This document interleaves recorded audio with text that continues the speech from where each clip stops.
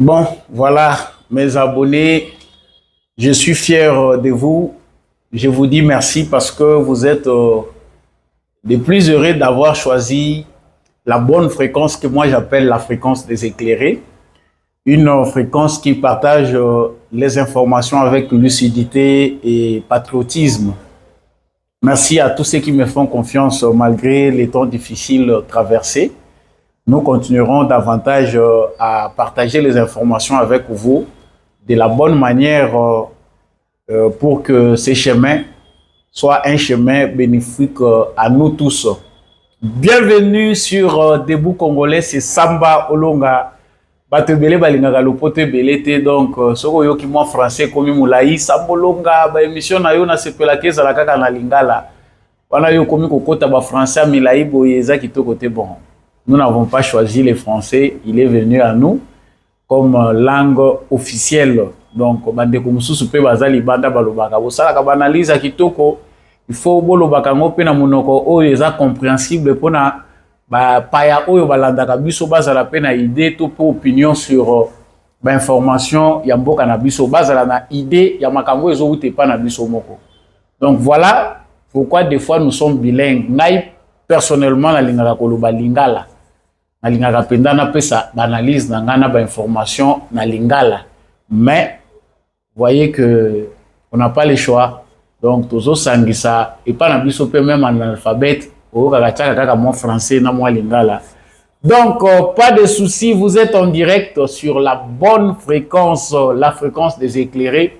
Saint-Esprit lokola koti makambo yo c'est que tokomona makambo ya elengi. Merci d'être sur Debout Congolais. Bon laïkaka déjà. Bon partageaka d'informations. Donc, j'ai pris tout ce temps pour vous attirer. Faites le maximum de partages. Abonnez-vous si vous ne l'avez pas encore fait. Mettez des commentaires. Abonnement, on a payé combien à payer un peu. À partir de $1, vous pouvez déjà vous abonner. Na compte ya Sambolonga, vous allez couper ça $1. À partir de $1. Ceux qui vous ont 1000, vous payez $1. J'ai $1000. Si vous avez 2000, j'ai $2000. Au pas à Zoka, à couper ça $1, à couper Mazana Makash, à couper ça plus, ça peut singa. Donc c'est comme ça que l'information ne peut pas être truquée. Ceux qui truquent, ceux qui bino, vous allez foutre à encre bino moko. Ceux qui encre, ils sont payés par des malfaiteurs. Attendez-vous à consommer du n'importe quoi. Donc, wane ezalaki façon nanga pour introduire bino lelo, eza pona kolexela bino tango te, mais c'est ça la famille. Nous partageons les bonnes idées ensemble. Vous pouvez aussi m'aider pour que cette émission aille de l'avant. Likez, partagez, abonnez-vous. J'entre maintenant dans le vif des sujets qui est l'actualité d'aujourd'hui. Sangwali Bosso, Tokolobela Ezali, premièrement, nomination. Oyo président Tshisekedi Félix Asali a nommé conseiller naye yasika conseiller spécial ya président en matière de communication na kombo ya monsieur bienvenu Ilambo ye azali mutoyo aza chargé à coordonner makambo nyonso etali communication ya présidence de la République. Tokolobela likambo yango parce que ça sango moko ya motuya tobeta mabaku mingi pona kolobela likambo ya communication ya présidence ti lelo kino na visite ya émir ya Qatar donc na RTNC na présidence on dirait balala ka mbetu moko na lobela ngo sikoyo awa biso pe munoko etoboka sango yango tozozanga ka misala dikola kolobaka mingi. Bienvenue la mo félicitations na yo messieurs les conseillers spéciaux du président de la République. Nous en parlons tout à l'heure dans cette émission. Il y a beaucoup à boire et à manger dedans. Je vais parler aussi dans cette émission de l'initiative Fridolin Ambongo à Zonguin Actualité, les cardinals catholiques à lobby, toute autre initiative qui se limite aux arrangements entre politiciens sans prendre en compte les causes profondes de la misère de notre peuple est vouée à l'échec et provoquera d'autres crises si nous ne rassemblons pas ensemble le peuple congolais autour d'une table pour vider les sacs. Ce qui veut dire dialogue pour na Fridolin en bongo ezali inévitable. Il faut dialogue. Alors, maloba oyo ya Fridolin en bongo na oyo tolobela ki émission elekaki ya Donatien Chole. Pourquoi maintenant nini ezali ko bomba manasima maloba oyo tosi toloba tokoloba kaka na émission on peut tozolobela nini carte nini lisusu eza ko bandao alors que tosi to mesani Doha Washington. Dans l'émission Oyo, nous allons aussi parler de ce qui s'est passé à Ouvira. Qu'est-ce qui s'est passé? On a parlé de coups de feu hier, Massassi Betami, Ozali Kolobelango. En tout cas, dans cette émission, on en parle vraiment et Sengeli Tolobelango. Et puis, on a pour répondre à la question, moi, il y a auditeur, il pose une question, il pose et fortifier la analyse. J'aime bien analyser et c'est ce que beaucoup de personnes aiment dans cette émission. Alors, vous avez des questions, il faut me les faire parvenir. Ndeko moko, à Tunaki Mutuna Lobby, il faut peut éclairer Batunion sur est-ce que Kokende ya président, Mobembo ya président na Russie, et li Kotali Sakediel, le deal RDC, USA et tenir T, ou bien échoué. Est-ce que ezali mauvais présage par rapport à Masolo, Topé, partenariat, Oyo Tozako espérer, il y a États-Unis d'Amérique, na République démocratique du Congo. Je vais répondre en quelques lignes na auditeur na biso topé téléspectateur na biso na souka ya émission Oyo. Encore une fois de plus, je vous dis grand merci d'avoir choisi la fréquence que j'appelle la fréquence des éclairés, l'émission Debout Congolais, les présentateurs, vous les connaissez déjà. Justice Mochame alias Samba Olonga des pères et des mères. Je vous demande de bien liker cette émission. Bo sanga ba j'aime o esengeli par rapport à bolingo boza na ngopona émission oyo. Bo s'abonner penza ndenge sengelaka par rapport à bolingo bozo présenter pona présentateur ya émission oyo. Bo tela nga pe mbongo ebele na MPSA pe na compte bo moni na cette émission oyo. Na bolingo pe bozo pesa na émission oyo. Ça c'était aussi pour rire. Merci à vous qui nous rejoignez. Bon début de semaine. Partagez s'il vous plaît les liens de cette émission. Voilà. Là, je reviens à l'essentiel. C'est l'actualité qui nous unit. Naouti Kolobawa qui est actualité, Yaliboso, c'est les bons messieurs que vous voyez là. Ce monsieur, bienvenu, Ilambo, qui vient d'être nommé conseiller spécial du président de la République en matière de communication. Monsieur, bienvenue Ilambo, le conseiller venant d'être nommé par le président Félix Tshisekedi sera doté. Il est ministre.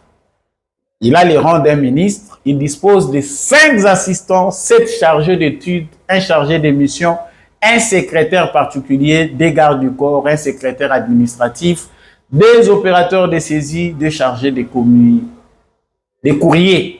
Voilà, ngapi na oluka musala bandeko na ngai, nazoluka musala, bopesa ngapi ya ngai pe oyo ekoki na ngai. Déjà bien. C'est vrai ngai yango déjà zo en direct. Voilà, ça c'était pour quelques détails par rapport à la nomination.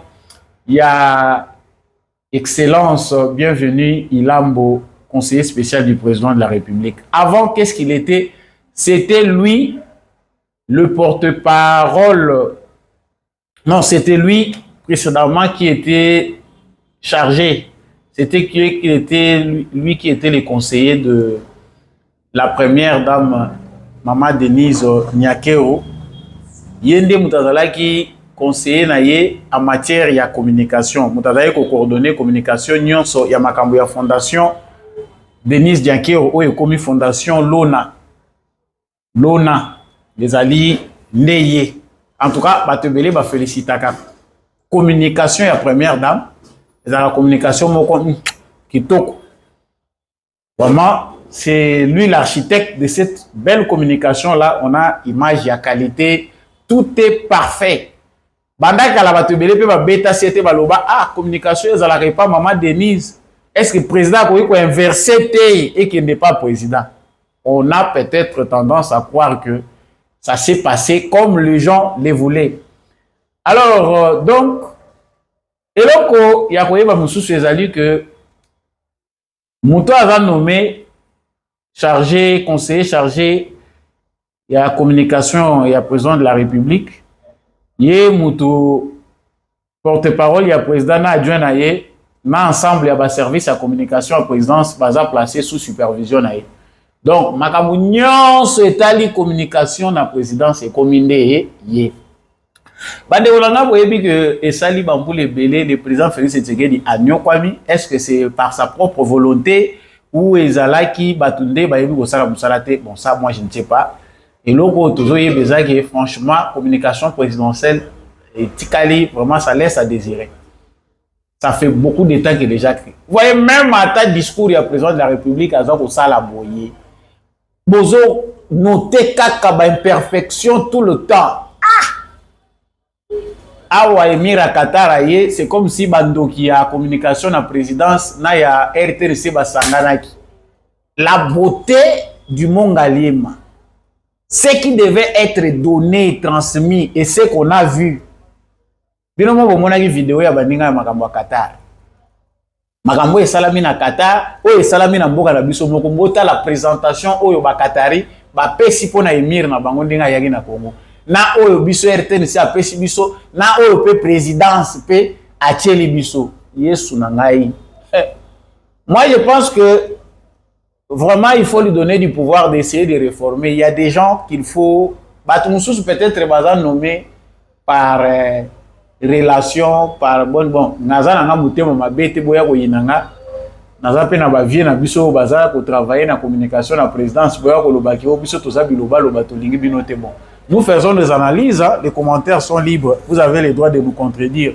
Mais la qualité de votre travail ne plaît pas, surtout aux amoureux de Félix Tshisekedi.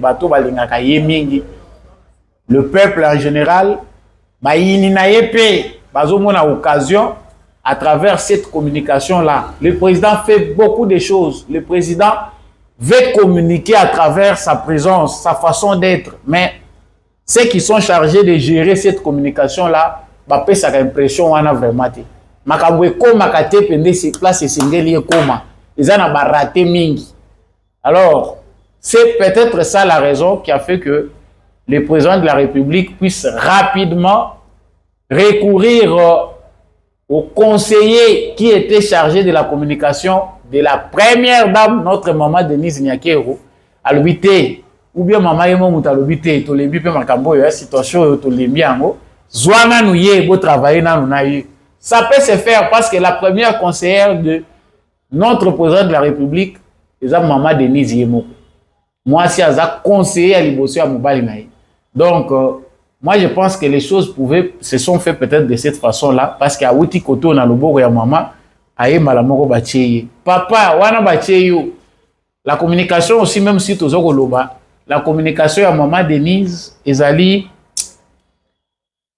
mouké, ezali ya fondation, ya makambo na ye, c'est pas trop. Des fois ezalaka nango moko pe ezomona na te, mais ya président l'activité na ye, c'est lourd, c'est institutionnel, c'est une grande institution, la présidence de la République. Wano koti li buluman zengele. Excellence, monsieur le conseiller spécial du président de la République, biso eloko toye bisayo to accompagner déjà na prière. Ba yaka na makanisa malamu, ba tambola malamu ba ye ba lobi na ko impressionner, je ferai. Ils ont fini par être chassés. Tout le monde ba Eric Ngindu ba leki wana, tout le monde ba tu ba leki wana, on a nommé. Mona epe maman na biso moko pa otaye ko zala nommé awa. Ah. Le banini na Congo. Le problème du Congo aussi, quelque part, ce n'est pas l'intelligence, les diplômes, les compétences. Non. Il y a un cas sérieux. Discipline des abus de société. Il y a un problème avec la discipline, il y a un problème avec le sérieux, la probité morale. Donc, à tous les gens qui sont très intelligents, tant que vous avez intelligence, on dirait pour Poso ko ozu mayele ochango na moyibi na kozila mbongo wapi na kozila wapi ozu musala oche au second rang. Tu ne feras rien de spécial. Félicitations monsieur le conseiller spécial. Bienvenue Ilambo. En tout cas, toutes les bonnes chances pour vous. Biso pe ba CV zali, toza ko luka musala. Bo cha biso pe na maboko et ozala malamu. Mbongo ya communication ba communicateur oyo bazali ko communiquer na régime Tshisekedi balela kaka. aidez-nous aussi à voir clair sous cet aspect-là. Nazo tambola bako bamanga libanga na mutu mais nazo zelo côté. Vous aider bisopé dans ce sens-là, dans ce cadre-là, former aussi des bons communicateurs. Bato yo bako ko sauver régime à Tshisekedi na opacité oyo ezali créer na communication. Ce n'est pas seulement toujours bon, Maman Denise, bon renforcer batu kaka ba oyo kabila tika, batu ya matérialiste. Il y a de jeunes gens intelligents qui ont combattu, qui ont mené les combats qui a fait que Félix Tshisekedi a comme président de la République, qui ont besoin de formation, d'encadrement, de soutien aussi. Quand on va sur le terrain, c'est mieux de forger les gens qui partagent déjà votre vision. Et éviter à rappeler Babitumba Moussous. Sango ya mibale naza kokota wa ezali makambo ya Tata Cardinal Fridolin Ambongo Bensungu. Alimwaki azali koloba su makambo ya politique te metomoni rentrée politique et uti ko salema. Tata Cardinal lokola abbé Donatien Chole.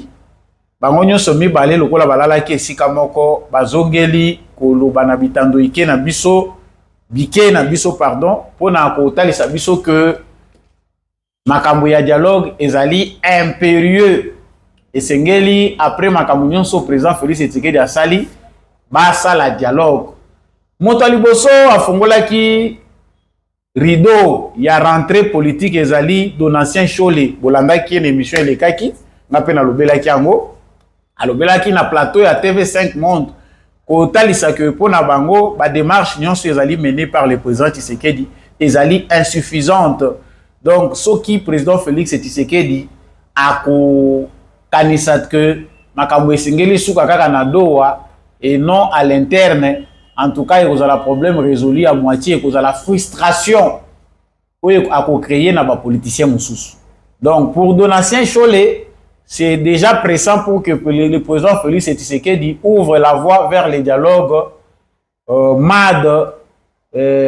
Balobabenga ki eloko na bango ngo nini bino pe boyebi actualité makamuso aussi ma pacte social na bango. Donc bazoko luka dialogue na format oya bango oyo kosangisa acteurs politiques nyonso. Ça c'était Chole. Et hier c'est au tour de Fridolin Ambongo le cardinal qui à son tour dit quoi? Je lis pour vous. Toute autre initiative qui se limite aux arrangements entre politiciens sans prendre en compte les causes profondes de la misère de notre peuple est vouée à l'échec et provoquera d'autres crises si nous ne rassemblons pas ensemble le peuple congolais autour d'une table pour vider les sacs. Wana cardinal Fridolin Ambongo. Donc, makambo nyonso ekokende na arrangement politique et ala mona impact te ko memande kutu ba makambo lisusu ko sakanati. Donc, il faut pour Makambwe Simba table ronde, comme pour dire dialogue, ndenge shola lobaki. Bozo yoka synchronie, harmonie ezali. Donc, il y a bateau yo bazako lobali kambwe zako uta, nakati ya lingomba na bango. Alors, la question que nous posons, il y a déjà des contradictions na maloba, il y a cardinal Fridolin Ambongo. Parce que lui-même, quand il dit que arrangement politique, il y a boy yango lingité ba initiative ya ba arrangement c'est que Tshisekedi fait ce sont des arrangements mais il finit par dire une table ronde pour vider les sacs. C'est comme si il ignorait lui-même ce qu'il venait de dire avant ya kochiter. Yo lobi ba arrangement yo lingi ngote o Tshisekedi bazo sala eko eza ko se solder na ba arrangement politique eko simbate parce que ko provoquer ba crise mususu. Si vous avez un nango yo suki sur le table wana siko ekozala ba arrangement te ekozala nini. Chers Congolais, ba makambo to si to lobela ngo mingi. Ba politiciens ya sultan ba nyokoli biso mingi. Eza pas important po biso ba musu tozo tambola la balabala tozo ko mona bande konde bazo tambola kana ba drapeau. C'est que nanu ba comprendre le logo moko te sur ce qui se passe. Il s'oppose à des initiatives qui se limitent à des arrangements politiciens. Mais lui-même vient avec des initiatives qui prévoient un dialogue et donc des arrangements entre politiciens sans tenir compte des crimes commis par les personnes là. Et ça malamu ba organiser dialogue ba sangisa tous les criminels et tous les bandits. Justice ezalate wana eza arrangement politique te. Oyo 5 ans kendaki tangu 5 ans kendaki ba ke Goma. Baza ko bénir Fulgence Muteba aza ko bénir ba criminel bato bazoboma bato pendant qu'il massacrait encore les gens. Wana ezaki ba arrangement te.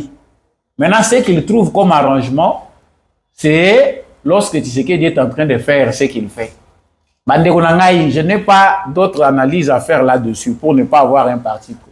Mais le constat fait est que chaque fois qu'il y a disparition de Katumbi et Kabila sur la scène, tout le monde a dit avec ampleur, par la partie ouest, Kabila rentre, les consultations, wana Kabila na Katumbi wamimoni dans les airs. Mais tant que Kaka va disparaître na radar, et là on a bango ba yenango ezala na opinion. Et zui forso bango bazela kité et lali babungi complètement l'actualité. C'est autour des donations Chole et Fridolin en Bongo de venir à la rescousse. Et quelle est la mission? C'est discréditer ce qui est en cours. Ah, tout ça, le processus est allé. Il y a Washington, na ya Doha. Il y a Doha, ils sont semblables dans Makambo Bino Bolobaki. Non, il faut que dialoguer na bateau, même basu ba arme, dialoguer na bango, le dialogue est bon. Bon, ce que le rôle de Tshisekedi a kedo wa te, le rôle de Salami na Tshisekedi, c'est que kokati. Les dialogues que veut Fridolin Ambongo et Donatien Chole, c'est un dialogue où Katumbi et Kabila doivent être là. Ba paré na bango. Un dialogue où Katumbi et Kabila. Na utaye ko bane Michel les gars qui que bon comprendre que bazali suko se préparer pour baya kozonga. Le rôle à plan est échoué. Botimbeli bango ndenge babongisaki makambo na bango ndenge nini bazaye ko s'arranger Kabila Katumbi Senko tout ça bapanzani ale bake suko ko se organiser na concept ya sika bazoya ozonga lisusu kaka mais dialogue mais tolingi Senko et CC basangisa biso bapesa biso bayebisaki bino que c'est Tshisekedi le président et Tshisekedi n'est pas loin. C'est un démocrate, il reçoit tout le monde. Vous avez un problème, allez voir Tshisekedi. Mais bino bolobaki te, Tshisekedi il faut longwa, il faut un homme fort. Ayakoya. Mais depuis tout ce temps, il fallait déjà que cet homme fort là, azala déjà ça Zumakachi. Ça, c'est une démarche déjà vouée à l'échec. Dans ces rapports de force que veulent les dirigeants de l'Église catholique avec Félix et Tshisekedi, ils seront perdants. Parce que Moutouaza n'a pouvoir Azakaka na longueur d'avance. Et surtout que Tshisekedi a un large soutien populaire. Na contexte où ezalaka compliqué. Kabila Koutazaki na soutien populaire a compliqué biso to longue de 2016 à 2018. Vous pensez vraiment que ezali simple, Félix Tshisekedi lui, nde Moutouaza faiblard a possédé bino aye bosali dialogue bino bolingi ete baye bapesi bino bagato ndenge bozoloka bakaboleli bino. Vous perdez votre rang ou votre temps. Donc l'absence de Joseph Kabila et Moïse Katumbi, c'est Chole et Ambongo qui prennent la relève pour baya kozongisa sujet à sika d'actualité, non dialogue et à Senko. Les messages c'est nous qui vous la donnons, les donnons. Les messages hein. Retenez que les dialogues, ça sera après le mandat de Tshisekedi. Parce que la Constitution n'a pas prévu un dialogue. Ceux-là qui veulent qu'on s'assoie autour d'une table, sont-ils rebelles? Ne connaissent-ils pas les élections? Est-ce que bateau et baza ko linga keto vanda poto solo là? Baza ba rebelle, bango pe baza na mandoki. Ou bien bango pe intention na bango ezali ke mboka mumbe s'embraser pour trouver raison ya ko vendre. Non. La Constitution n'a pas prévu de dialogue. Celui qui gagne les élections dirige le pays. Le peuple congolais, c'est le juge. Ou à juger Bouto Azo Kamba, Nasuka, à sanctionner les sous toujours par les élections. Et voilà. Donc, Batoyo, Bakoti ici réunion na Bango en Europe, Balobi, il faut maintenant reprendre les activités. Au Lukandenge nini ya kokoinse Tshisekedi pour dialogue interne kota. Togo kende na makambo ya Togo te, il faut basango ba bongisela biso dialogue. Basango ba komisi Congo COP na bango. Chaque mandat un dialogue, chaque mandat un dialogue. Donc bino ti mokolo boko kufa Congo ekozalaka na ba crise pour que vous venez comme des états de sapeurs-pompiers, comme état de médiateurs. Et ça, COP na bino, COP wana, visiblement, pe Tshisekedi, azo bomagango déjà, c'est aussi là. Donc, orchestre, yambongo na donatien chole, babenga gango ka na ba événement politique. Ils synchronisent leurs actions. Musique na bango babetaka bien. Soki bamoni public elingi lala, bamoni ba sponsor na bango balingi balala, bamatisi ndule. C'est ce que nous sommes en train de voir là. Donc, dans les plans de délégitimer les initiatives prises par Tshisekedi, tant que Tshisekedi a collaborer avec les Américains pour que tout le kimia, Fridolin a bon abandi ko s'attaquer na ba Américains. Basa la doa te. Donc, binonde mutubo simbi monopole ya ba solution. Hey. Chers Congolais, réveillons-nous pour mettre fin à cette aventure. Voilà, pour cet autre point que nous allons encore aborder ici avec vous. L'armée congolaise réaffirme avoir établi l'ordre après les affrontements de nuit qui ont eu lieu entre quelques éléments incontrôlés de volontaires pour la défense de la patrie et l'armée régulière. Monaki Basangwe Panzanaki Balobi que na Uvira, il y a eu des affrontements, il y a eu des détonations la nuit. Les alliés makambo liés na ba éléments oyo baza incontrôlés.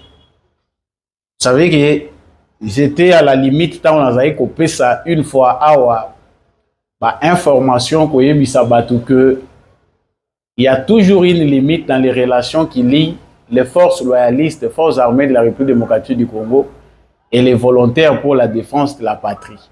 Parce qu'il y a aussi des bandits au bazako kota na makambwana bazali disciplinés à Tamukete.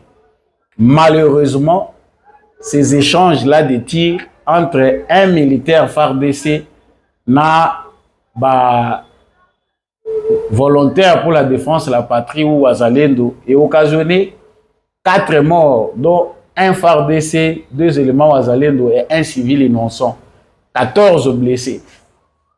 Donc, unité, il y a Panthère, il y a FARDC, Ndemoutou, Basali Nyon Sopona pour rétablir ordre. Et Sengeli Bande Konabiso Wazalendo, que quand vous improvisez dans les domaines de la sécurité, conformément à notre constitution, pour sécuriser ou défendre notre patrie, la discipline doit être aussi au rendez-vous. On ne peut pas forger une bonne stratégie dans l'indiscipline. Et Simbakate, c'est l'indiscipline qui fait que nous perdions certaines batailles. Vous êtes dans une ville très très menacée, mais vous voulez briller par l'indiscipline. Et qu'on marchait. Même entre vous, vous devez apprendre à être bien discipliné pour que les batailles soient gagnées en avance ou pour que ma bataille est à la facile. Sango naza kosuki sanango actualité oyo ezali question oyo etuna makingai par un de nos auditeurs ou téléspectateurs moko ya babone na biso atunia lobi. Est-ce que Mobembo ya président Félix Tshisekedi ezali Mobembo oyo ezali ko mettre en difficulté deal entre République démocratique du Congo na États-Unis d'Amérique, c'est-à-dire Mobembo aza kosala na Russie. Donc la réponse que je lui ai donnée dans ce peu là qui pena pesango na kati ya émission pour que batumso baza ko se poser des questions baza la pena mituna na ba réponse. Donc dans ma peau dans la liste, il faut trouver d'abord que les deals entre les États-Unis d'Amérique et la République démocratique du Congo n'est pas fondamental. La République démocratique du Congo a aussi sa philosophie des relations. Vu la taille des enjeux stratégiques que nous représentons, qui se présentent, pardon, vu notre dimension, vu ce que nous avons dans notre sous-sol, le Congo a choisi d'être un pays ouvert.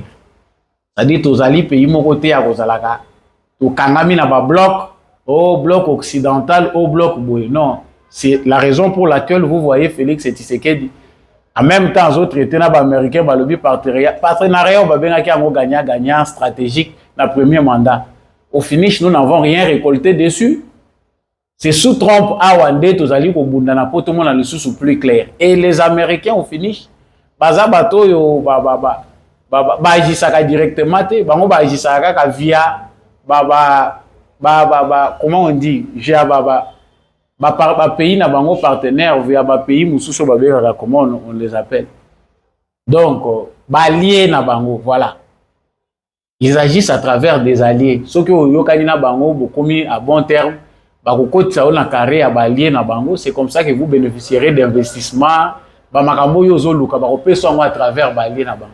En réalité, les Américains eux-mêmes ne font rien directement. Ils ont mobilisé propagande, comme ils ont des relations par-ci par-là. Force na bango ezali na contrôle ou bazali ko contrôler ba puissance mususu. Alors, biso deal na ba américain au Félix Tshisekedi azui ezali hautement stratégique. Le fait d'avoir impliqué les États-Unis comme puissance dans cette aventure, c'était d'abord pour na kolukana ko stopper l'hémorragie ou eza en cours. Pour la bataillon se bazolinga ba welela na désordre, to ko tsana lukuta makasi. Mais si la RDC s'arrêtait qu'aux États-Unis d'Amérique et que les deals étaient kaka deal yango ndé ko suki sa makamunyon, nous n'allons pas terminer ba problème et kozala kaka et belé de sous. Voilà pourquoi sous Trump, le rôle à Trump a zané mutu moko ouvert. Avec Donald Trump, la Russie ne représente pas vraiment un danger. Il y a une administration Biden bazaye ko présenter. Avec Trump, vous verrez que les relations entre États-Unis et Russie, ils ont un peu, donc on a moins de problèmes. Bon, cela peut être aussi une occasion pour que Félix Tshisekedi puisse solidifier ses relations avec la Russie. Nous ne traitons pas qu'avec la Russie, ce qui est une stratégie à Tshisekedi Sikoy. Nous traitons avec beaucoup de pays. Dans le cadre de la diplomatie sécuritaire, le Congo va dans tous les sens. Trouver des alliés stratégiques. Les pays qui développer des relations solides pour renforcer la sécurité. Alors, on ne peut pas s'arrêter seulement juste sur les États-Unis parce qu'on a un deal et que ce deal-là, ne paradis. Non. Et Félix Tshisekedi n'a pas non plus tourné les dos. Et comprenons aussi que le deal américain est très combattu. Ils sont très combattus par ma partenaire Moussous qui a République démocratique du Congo. Les autres pays, les autres organisations continentales, l'Europe, l'Union européenne, ils sont contre deal RDC, États-Unis, la France, les pays ébélés, ils sont contre deal. Alors, même ce deal-là qui est stratégique, très combattu, Félix Tshisekedi a dit qu'il faut pas me mango jusqu'à bout. Mais entre-temps, il faut aussi solidifier, il faut aussi tisser d'autres liens, d'autres partenariats, avoir aussi d'autres alliés, parce qu'on ne sait jamais. Voilà ce qui peut être une analyse pour nous calmer bateau bazo kanisagi na Russie, Tshisekedi azo kende pour makambo baby na États-Unis. Sauf imprévu, le président Félix Tshisekedi pourrait quitter de là pour aller aux États-Unis d'Amérique afin de finaliser makambo susu oyo makambo ya ba accord oyo ezali présenté. Et surtout là, il y a encore matière. Merci Nabandeko Nyonso Bolandi Biso de partout à travers la République démocratique du Congo. Merci Nabino Nyonso Bolingaka émission Oyo. Beau liker, beau partager l'émission on a ba voisin. Dites-nous ce que vous en pensez dans les commentaires. Comment vous appréciez mes analyses. En tout cas, le simple soutien que vous pouvez faire, c'est d'aimer, de partager, de vous abonner si vous ne l'avez pas encore fait.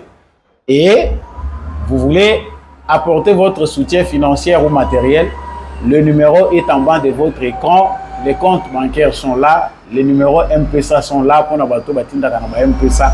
En tout cas, tout est à votre disposition. Grand merci à Maman Lisette Mombendou, grand merci à l'homme de la vérité des urnes, Jean-Louis Timbalana, grand merci à Papa Michel Lumakaso, Papa Maurice Okikangala, merci à Maman Rose Sirikari et Maman Bilbilonda, Matondo Mingi, na Papa Paulin Chika, Matondo Mingi na bandeko nyonso bolingaka émission Debout Congolais, Samolo Malingibino, Mingi, Ngai na bino na banza tozokutana prochainement na émission mosusu. Au revoir.